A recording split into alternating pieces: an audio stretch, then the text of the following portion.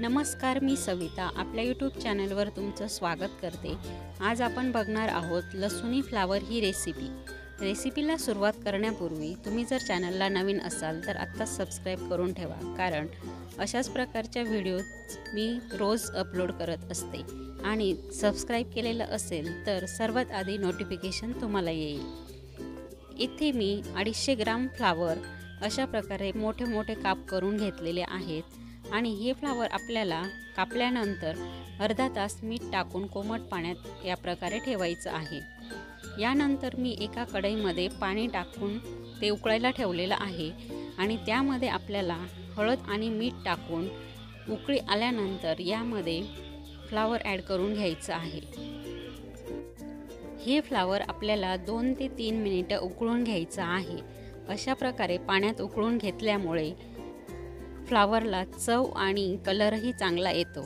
येथे 2 ते 3 मिनिट झालेली आहेत। फ्लावरला कलर देखील चांगला आलेला आहे। आता हे आपण निथळायला ठेवू। दुसऱ्या बाजूला एका कढईमध्ये मी तेल टाकून घेतलेलं आहे आणि तेलामध्ये मोहरी ॲड करून घेतलेली आहे। मोहरी तडतडलेली आहे। आता यामध्ये आपण जिरे ॲड केलेलं आहे। यानंतर आपण कापलेला लसूण टाकून घेतलेला आहे। यानंतर आपल्याला लगेचच पावडर मसाले ॲड करून घ्यायचे आहेत। इथे मी काश्मीरी लाल मिरची पावडर आणि घरगुती वापरातलं लाल तिखट ॲड करून घेतलेला आहे। यानंतर यामध्ये उकळून घेतलेला फ्लावर ॲड केलेला आहे। आता हे आपल्याला व्यवस्थित मिक्स करून घ्यायचं आहे। फ्लावर आधीच पाण्यात उकळून घेतल्यामुळे भाजी शिजायला जास्त वेळ लागत नाही।